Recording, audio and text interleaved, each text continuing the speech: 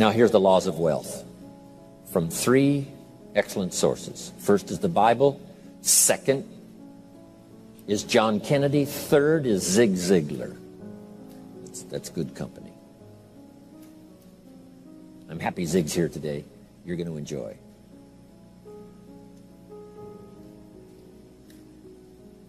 The wealth formula. Okay? First, I've already quoted from the Bible. He that wishes to be the greatest, find a way to serve the many.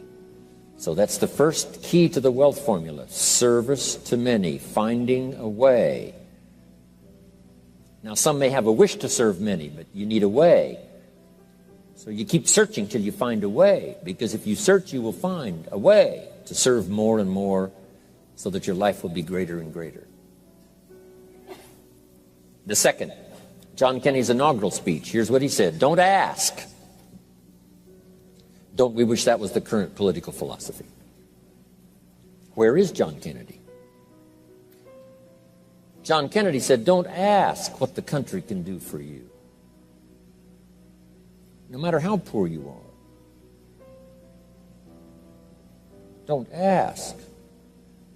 That's not how you get trophies to put on the mantle above the fireplace. That's not how you become wealthy and rich. That's not how you have abundance. Don't ask what the people can do for you. But, he said, ask, what could I do for my country? What could I do for my neighbor? What could I do for the people in my community? How could I serve more than myself? Ask what you could do for your country. And some people have found out a way to serve the whole country. Some find a way to serve a limited piece of the country. Some find a way to serve a few right around their neighborhood. Some find a way to serve working on a job, rendering a service. But that's the key. Don't ask what they can do for you. Ask, what could I do for them? Why? Asking, what could I do, and beginning the process starts wealth moving in your direction. Key phrase, whatever you move toward tends to move towards you. If you move toward intelligent, it seems now to move towards you. God says, you move toward me, and I will move toward you. You take human steps, I take God's steps, I get there very quickly. Whatever you move toward, if you move toward success, success seems to start coming your way. So figure out what you could do to make the move, to begin the early qualifications, and then sustain the qualifications, and success is yours, and health is yours, and all valuable things are yours.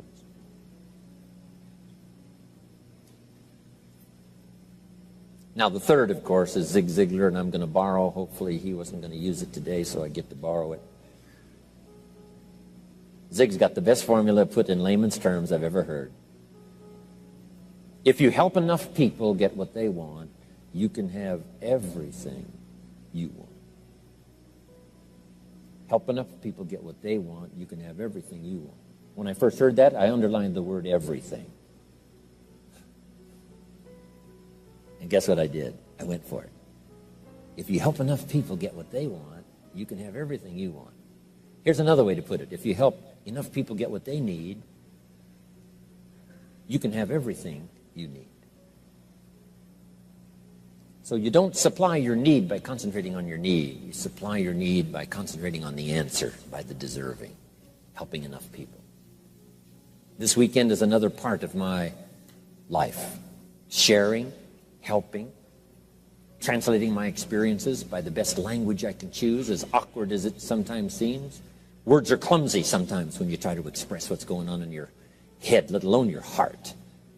But I'm going to struggle best I can these days with the English language, trying to make it valuable to all of you. Okay. Now, start a little subject called personal development. As you know my story, I met someone when I was 25 years old. His name was Earl Schoaf, who dropped into my life at an extraordinary time. So key phrase, timing has a lot to do with it, and who knows, part of the mystery of time, the timing. Part of the timing one I just had that experience that I've shared in other seminars when the Girl Scout knocked on my door. And I walked to the door, and she gave me the big pitch on the Girl Scout cookies, best organization in the world for girls. Got several flavors, time to buy the cookies, only $2. And with a big smile, she very politely asked me to buy. No problem, I wanted to buy. Big problem, I didn't have $2 in my pocket. And I didn't want to tell her that. So I did what I thought was next best. I lied to her. And I said, hey, look, I've already bought plenty of Girl Scout cookies. We've still got plenty in the house we haven't eaten yet. She said, oh, that's wonderful. Thank you very much. And she leaves. When she leaves, I say to myself, I don't want to live like this anymore.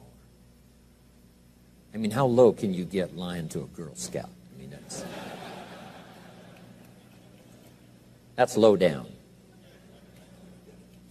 I told myself that day, this will never happen to me again.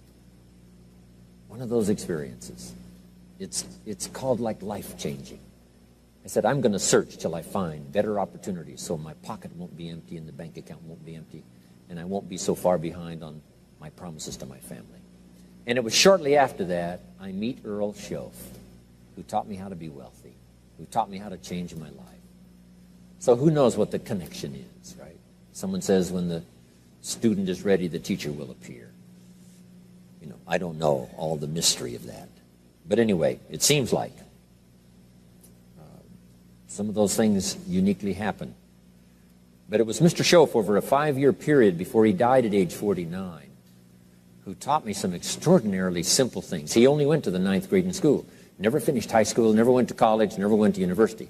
So he put his ideas and his experiences in very simple language, which I think for me, you know, a kid from the farms of Idaho, that simplicity was so important. Because if it would have been technical, I'd have missed it. If it would have been mystic, I would have, backed away. But it was just basic, blunt, ABC, familiar stuff that I hadn't thought of before. And he did start to remind me, and those ideas changed my life. Mr. Schoaf was the one when I said, this is all they pay. He said, you've been working 6 years, Mr. Rohn, how come you're not doing better? And I said, this is all the company pays. He says, well, that's not true. I said, no, this is my paycheck. This is all the company pays. He said, no, this is all the company pays you. I thought, that's a new way to look at it, right? He said, doesn't the company pay 2, 3, 4, 5 times this amount to other people? I said, well, yes. He said, well, then this is not all the company pays. It's all they pay you. And if you qualified, wouldn't your income grow 2, 3, 4, 5 times? I said, I suppose. So he said, we don't have to work on the company. We have to work on you. See, that was the beginning of what he called the phrase personal development. I told him things cost too much. He said, no, you can't afford them. I thought, well, that's a new concept. I hadn't thought about that. We put some of the valuable things on the high shelf, so you can't get to them until you qualify. If you want the things on the higher shelf, you've got to stand on the books you read. Every book you read, you get to stand a little higher so you can get the things on the higher shelf. See, I learned those concepts. It was so incredible. And here was the most important one. Success is something you attract by the person you become. See, that phrase changed my life. Success is something you attract by the person you become. Success is not something you pursue. It's like chasing a butterfly. You can't quite catch it. Success is something you attract by becoming an attractive person. See, those were new concepts to me. I'm just working hard trying to make a living. Here's what he said to me. This changed my life. I got a chance to teach this in Moscow and across Russia. 3 visits, now the 4th. Here's what Schoaf taught me. Profits are better than wages. Nobody taught me that in high school. Nobody taught me that. I went to 1 year of college. Nobody taught me. Profits are better than wages. Wages make you a living. Profits make you a fortune. And how could you work on both a living and a fortune? He said, well, you could start part-time working on your fortune while you're working full-time on your living. I thought, wow. Now, he said, it's fun to get up in the morning. Not just getting up, go to work to pay the rent. but to get up to go to work to make a fortune. First, to make a living for my family. Second, to make a fortune. And he taught me how to make both a living and a fortune. Guess what I did? I learned how to make both a living and a fortune. And I found out anybody could do it once they get the information. And at age 25, I started receiving this extraordinary information. Here's what he said: your income is directly related to your philosophy, not to the economy. I thought, no one ever told me that. I kept hoping the economy would change. He said, no, your philosophy has to change. I assured him that I had my fingers crossed. He said, that won't help.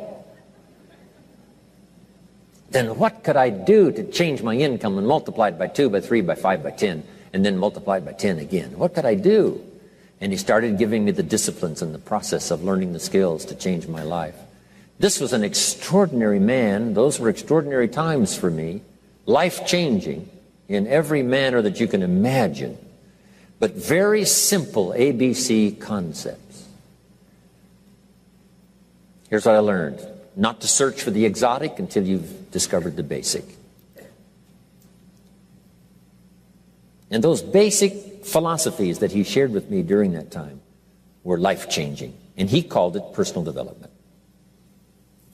Now, in the understanding of personal development, let's go through it quickly, some notes before we take our first break. If you're okay, say, I'm okay. How many of you have one page of notes already? One page, good. Okay, jot these ideas down. First, for personal development, we must understand the law of the seasons and the lesson of the seasons, which prompted that first book. The first book of mine, Seasons of Life.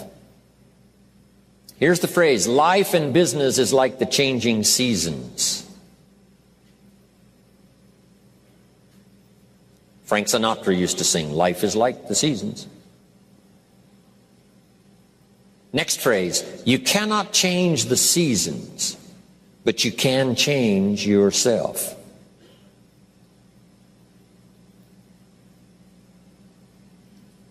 The seasons are set. As soon as we arrive on this spinning planet headed somewhere, that's the question to ask. What is the setup? First, so I can survive. Second, so I can succeed. So one of the first things to do is to learn the rhythm of the seasons. The rhythm of night and day. Day follows night. Night follows day. Opportunity follows difficulty. Difficulty follows opportunity. Recession follows expansion regularly. Expansion follows recession. Sadness follows joy. Joy follows sadness. That's called the rhythm of life. So in the seasons now, make these notes. First, learn to handle the winters. Hopefully each winter we get stronger by the process of the experience of the past winters. Learning the lessons of the past to apply to the present. In the winter you have to hang on. In the winter you have to endure. That's part of the rhythm of life. And there's all kinds of winters. Physical winters and personal winters and political winters. Communism cast a long shadow on 1/3 of the world in that long winter of despotism. About 75, 80 years it lasted. Political winters, social winters, spiritual winters, personal winters, when things don't work well. Barbara Streisand sings, it used to be so natural to talk about forever, but used to be's don't count anymore. They just lay on the floor till we sweep them away.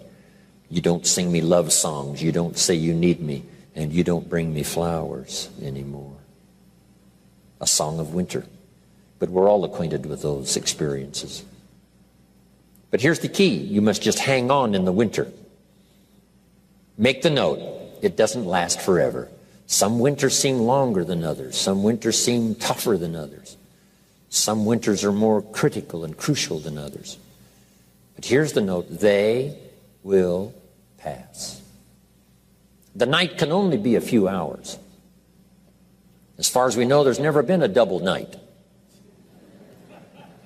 And the whole key to this is, surely you can make it just a few hours. Hang on. Whether it's playing a game or whether it's an enterprise, the winters do come. Mickey Mantle, my hero back in those days of the Yankees. Wow. He used to get in the batting slump. It was tragic to watch. This is the home run king. This is the fastest man in baseball. This is one of the most accomplished players ever to play the game. But he used to have these terrible slumps when it seemed like he couldn't get a hit, or he couldn't get very many, and he couldn't hit home runs. And someone asked him one time, what do you start changing? He said, I don't change anything. He said, what do you do? He said, I wait till it's over. Right. You just keep swinging and you just keep hanging in there until finally it passes. Maybe you need a little touch of refinement, but for the most part, here's what you have to do. Endure. Because the winter finally passes and the night finally fades away and the daylight comes and the shadows flee away. So the winters we just have to handle. Here's what's next, the spring. Spring always comes. Opportunity follows difficulty. Day follows night. Here's what spring is called, opportunity.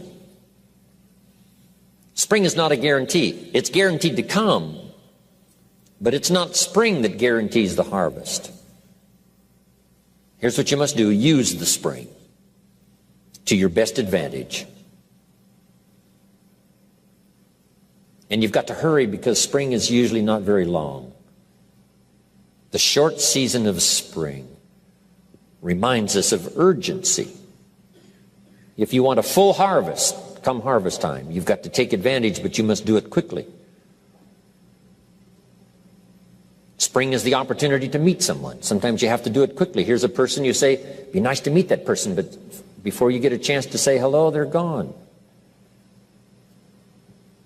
In space language, we call it window of opportunity. If the rocket doesn't launch and if the spacecraft doesn't go in an appointed time, it's got to wait for another cycle of times. If you don't get it planted this spring, you've got to wait for another cycle of seasons before you have another chance. So, the urgency of spring. Life is brief, so take advantage of every spring you can get for your lifetime. The Beatles wrote, life is very short. And for John Lennon, it was extra short. For Michael Landon, it was extra short. For my dear business colleague, Mark Hughes, it was extra short. He died at age 44.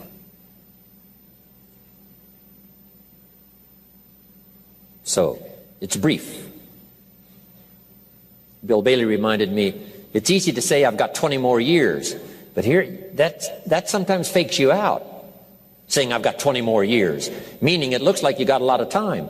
But here's what he said, if you go fishing once a year, you've only got 20 more times to go fishing.